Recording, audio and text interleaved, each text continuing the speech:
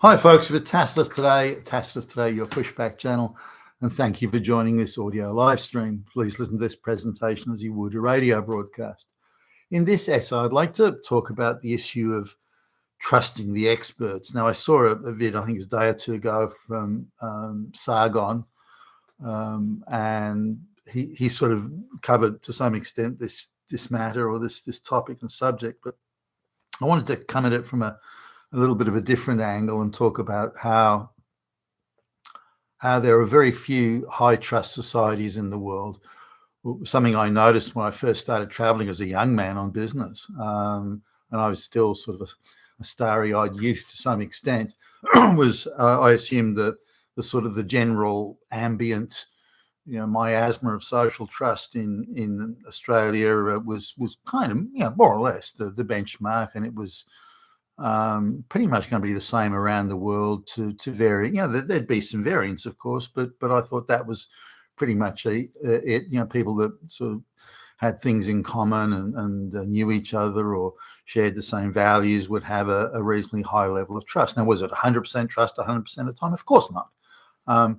But only when I started to travel did I realize what a high trust society Australia was. And other Western countries, if you look at the relative trust in, say, Britain, New Zealand, Canada, and not all, but parts of Western Europe, the social trust in advanced economies was, on a relative basis, very high. And for an economy to become rich and stay rich, it requires a lot of social trust. The ability of people who aren't related and who don't know each other to spontaneously get together to, say, start a new business or invent the cure for cancer, whatever, that is such a huge area of wealth creation and one that's underrated in my view. And I've seen it firsthand that there's almost a complete inability of people to get together, as in spontaneously to collaborate to create new wealth. And there are very few places in the world where you can do that. And that is possible. And those are the areas of high social trust. Now, inherent in social trust is not just simply a matter of, people hailing and greeting each other in the street. Social trust goes beyond that. For example, I trusted my school teachers to tell us facts and tell us the truth, as in factual truth, for purposes of education. Not that he didn't have their personal opinions on things, but you knew what was, not that it was often expressed, by the way, in the classroom, but you knew that if they had a personal opinion, you knew that was separate from the facts that they were teaching. Now, the same would go in university and so on. There was, not that they weren't activists, in much lower level activists than you see today, not that they weren't somewhat activist academics, but again, they would give you the facts and you knew when the information was activist or something, a personal belief rather than factual. Now, in science, the idea of science in whether it be academia or the Bureau of Weather and Meteorology or engineers building bridges or whatever it might be, the idea is that if you did an experiment and produced a result, that you could produce, assuming the same experiment obviously, but you could produce that exact same result again and again and again ad infinitum. So trust when, politicians could be creative with the truth, but I never doubted as a kid or young man even that the politicians were dedicated to making our country and our standard, a better place, a standard of living higher, wealthier and free from crime and so on. So I never doubted that. And again, they were often creative with the truth and would be a little bit inventive at the margins. Given the Cold War and that sort of stuff, the communist versus the capitalist bloc, there certainly was propaganda in and around those interactions, but you didn't doubt, or I didn't doubt at least, and I met some of them, quite a few of them actually, as a young man, and I thought, well, these people are quite dedicated to making my life better and the lives of my fellow citizens. Some of them weren't all geniuses, by the way, far from it, but they were very committed. They were nationalistic. They were committed. They were elected by the people.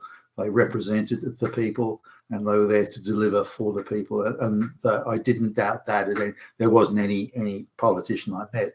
There must have been some that were in it for themselves, but there wasn't any politician, certainly that I met or was aware of, that wasn't dedicated to that. Now, some would have been corrupt, some would have been taking backhands, some would have been in bed with the big banks and so on, sure, but they still were very committed, best I could see, in being in serving the public. Was it perfect 100% of the time? Well, of course not, but generally that was the view. Now, my views completely changed on that now. I view politicians as moronic and useless, self-serving, just running, scams and patronage schemes for themselves and their buddies and so on. Insider trading on real estate and stocks and shares, and the list goes on. People that would be lucky to get a job in an outer suburban retail outlet are now swanning around as federal ministers or secretaries of this and so of that. When you wouldn't, if in the real world, you wouldn't hire them to sweep the floor. Anyway, looking at the idea of trust. Now, if you want to impose a new society or a different society, or a whole different social structure, mass migration as an example, if you want to introduce that, or want to impose it, maybe is the best word for that. And you're not going to get the consent of the people. They'll never consent to it. Hey, guess what? We're going to bring in millions of illiterate black peasants, and your standard of living is going to decline. You won't be able to get healthcare. You won't be able to get jobs. It's going to be a real shit outcome for you guys. Do you want to vote for it? No one's going to fucking vote for that. So you don't have a vote, but then you tell people on one hand lots of lies about how good it's going to be and how good it is, and then denounce those that disagree with it as being Hitler and so on. So it requires a large control of the narrative. Now, the first place you go to if you want to impose that new society, mass migration and so on, the first place you go to is, where do the people trust? Where is the highest levels, the absolute highest of the high levels of trust? Where is it? Will people trust the experts? They trust the experts to tell them the truth and give them the facts. Okay, well, that's where we'll go first. Let's go there, and then we'll get those people, we'll get those experts that the people trust the most, highest levels of trust, 95% levels of trust in experts. We'll go there, we'll corrupt and subvert them, the experts, the so-called experts, and then we'll use them to tell the people lies. Now, because the people trust these experts so much, we can get away with years, decades of telling most outrageous lies, but because there are such high levels of trust in these experts, in their objectivity, in their scientific knowledge, in their levels of learning, their expertise, that this is where, so we can really deceive the people en masse just by using, really could be a few hundred experts. Now, there are a few other things that were occurring at the time. For example, the social sciences were becoming much bigger. So instead of having hard science, where you have a hard science, say chemical engineering, I'll use a sort of class, chemical and mathematics, chemical engineering, that 1 + 1 is always going to equal 2, or if you mix this chemical with that chemical, you always get such and such an outcome. And that can be replicated for all eternity. But that's going to. But when you move to the social sciences, it's there's a matrix of nuance there, so that who can tell what's true or what isn't, or what's accurate or what isn't, or what's factual or what isn't. And so that's where the social sciences. Now, the social sciences, I mean, scientists are calling them, that's an outrage, but the sociology activists, because there was no hard science involved, and because the level of learning and academic accomplishment was almost non-existent, that whole area was quickly and easily infected with activists and propagandists and so on. So that, and then the media, and bear in mind the media back, certainly when I was a kid, the media back in the day, there were crazy tabloids that everyone knew were rubbish, but But outside of that, the media was considered to be very trustworthy, and a number of, this is pre-internet, of course, but a number of the newspapers and so on were considered themselves to be journals of record. That if they printed it, it was 100% accurate, and anything that wasn't verifiable, they would just throw into an opinion page or something like that. So, and make it very, very clear, hey, this is just someone's opinion. We don't support it or verify it or haven't verified it. Now, I knew some cadet reporters, that had sort of, left school and gone to college, and around the time I was there, and they and I've mentioned this in other essays, one guy, when you're a cadet journalist, they give you sort of, little crappy jobs to do to as part of the learning apprenticeship thing. And this guy was sent out to cover a dog judging show because some politician or whatever was going there. But they did, and he got it instead of he got the dog breed wrong. Instead of a King Charles Spaniel, it was a long-haired, I can't remember exactly, but for example, it was a long-haired King Charles Spaniel instead of just a King Charles Spaniel. Now, you wouldn't think that was a big deal, but the editors were absolutely seething about it. And he got hauled over the coals and got a good telling off for this. And he was telling me about it. I remember, he was quite worried he might get fired or something, but he was saying, they kept on telling me, we are a journal. This is the editor of the newspaper. We are a journal of record. We are a journal of record. If we say it, it is 100% accurate. So the trust in the media back then was very high. And so people believed it. So that was another area of infiltration. So infiltrate the experts because they've got high trust. But any area that had very high trust, and media was one of them, this journal of record thing. And there were a few newspapers and TV programs that again were considered to be journals of record and to the highest standards of factual probity, if I can use that term. And so they were the ones that the globalists and their merchants of lies and deceit and propaganda and narrative control, they were the places where they went for it first, and they got stuck. They got into those places and were able to again to distribute their propaganda through there. And if you look at in terms of choice of subject, framing of subject, and just outright lies, all the major media establishments all over the world have been fully turned over to the globalist propaganda machine. Nothing you see in there, only something that has no relevance whatsoever to the narrative.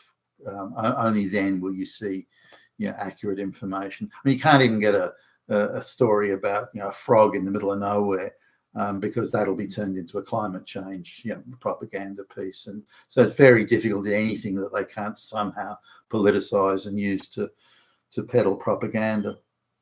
So looking at this was the West was converting from a high trust society generally to a low trust society, and it was being done purposefully, willfully, energetically, treacherously, deceitfully, treasonously, and so on.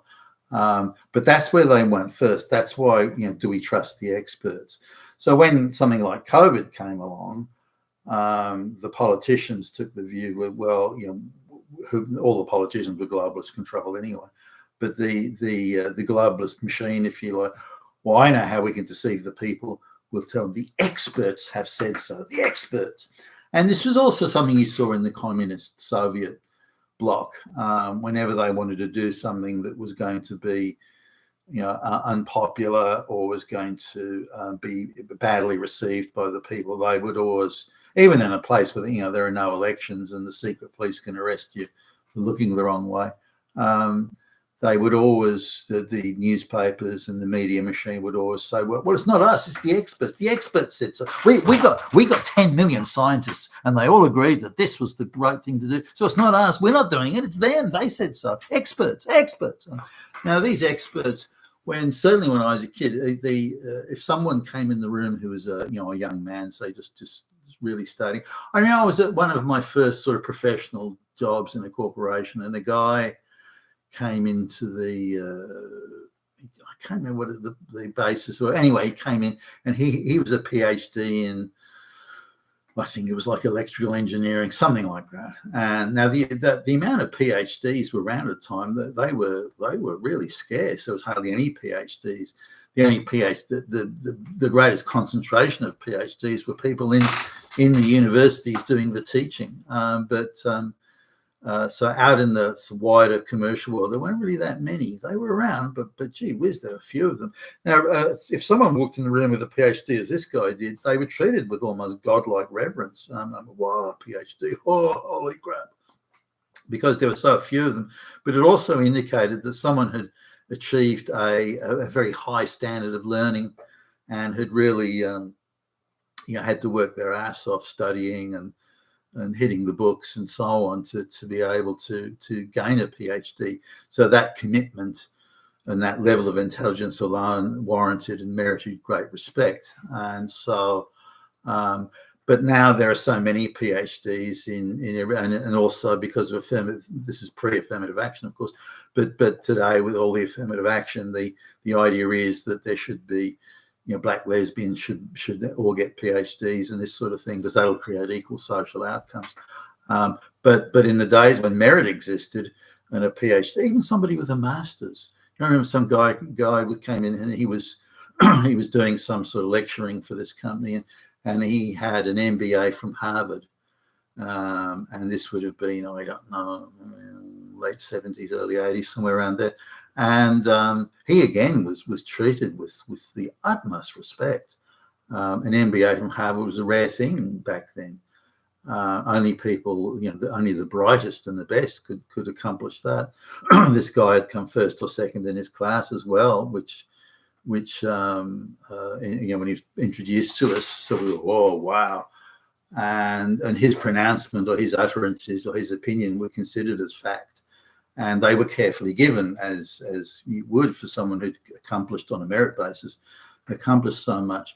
But when you've got gazillions of MBAs all posing as experts, and a lot of them are under control, and this comes to the next phase of what I want to talk about is once you flood the whole market or the whole scene with lots of PhDs and MBAs and lots of non-scientific subjects, such as gender studies or lesbian dance studies or something like that. Once you flood the whole system with those sort of bullshit qualifications and bullshit subjects, but then in turn use them for propaganda, it's easy to even in whether it be meteorology, which is or any science, it's quite easy to corrupt and subvert that just by handing out grants. Now, when there are only 50 subjects in the whole university system, any monies that were given by governments to these places for research or for engaging in field activities, anything like that, there was a limited number of subjects. But that's changed today, where there were once 50 subjects and only half of those were science. There are now 1,000 subjects, and many of them claiming to be science and all competing for dollars and handouts. Now, it's very easy to go to someone who, say, someone in the medical field, for example, and say to them, well, look, we'll give you $100 million grant, and how you spend that's up to you. But the outcome must be that you say, this disease is a fatal disease and you all have to get inoculated and you all have to be jabbed and so on. And if you don't, you're going to die and you're going to kill your grandmother if you don't, and so on and so forth. So this is easy to do. It's not that hard. Now you go to say you go to a scientist, whether in the field of medical science or something else, rocket science, doesn't matter. You go to them and say, look, I can make you very, very rich. I can make sure your relatives all have well-paid, prestigious jobs, and all you have to do is tell a few lies, and just camouflage those lies in doublespeak and gobbledygook and so on, and make up all these things to suggest that it's a horribly confusing mass of, just do that. And we will make you very rich.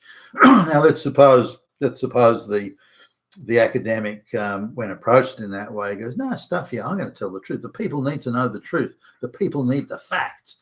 Then suddenly you're running contrary to the social engineering narrative, and you find not only are you not getting any grants, so but you also find that your department is losing its funding, and you find that all that international travel that you used to get going to international conferences, that you're not getting a budget for that anymore. You're finding that mysteriously your son is studying another university, studying whatever, you find that it's been discovered or it's been decided by the university he's behaved inappropriately towards a female student or whatever, and they've told him to leave, and no other university will have anything to do with it. So this is the power these people have and how they use it. Now, that sort of use of power, that didn't happen in the past, but it was rare. It was the politicization of everything, and particularly the politicization of everything that the people trusted, has gone unchecked and has gone full steam across every area of science and in any area that can disgorge propaganda to support the narrative. So why would you as an academic do that? Your life's going to be ruined. You're going to lose your job. They'll get at your kids. They'll do all sorts of things. They'll undermine you in goodness knows how many ways. And you're surrounded by people that do support the narrative because they've been pushed into the universities and the academic institutions for decades now. So there's no mileage or benefit in saying, well, I'll tell the truth. Whereas if you, excuse me, you go along with what they want, and not only do you get gazillion-dollar grants, but you've got first-class travel all around the world, and you're eating at the finest restaurants. Your children are getting fantastic jobs. Your wife's being hired as $1 million a year consultant to do absolutely nothing. You're being well looked after. All you have to do is tell a few lies. Now, this is how a low trust in society works. Corruption, and where, in spite of the amount of people involved in that corruption of the academics, the so-called experts, no one thinks it's wrong, or they think that the benefits, as in the cash they're given and the goodies and the freebies in the hand, is such. I mean, who doesn't want to live in a waterfront mansion with a yacht there, where all you had to do was tell? I mean, it's only a few lies. I mean, so what? This sort of thing. So this is how the West has created or turned itself from a high trust society where independent thought and merit and this sort of thing were considered very highly, to where it's a low trust society where corruption, lies, narrative control, cheating, deceiving are really the standard.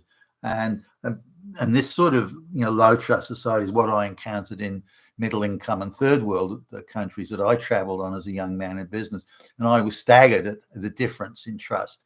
But now I look at the West, Australia included, and see that all the trust that was built up over a long time, the social trust in institutions, trust in experts, it's pretty much all gone. And that was deliberately and willfully done by the globalists because they wanted to impose their changes, and they went to the places that we trusted the most and they tore them to pieces, all so they could push their fucking narrative. You've been with Tacitus today, your pushback channel. Thank you for listening.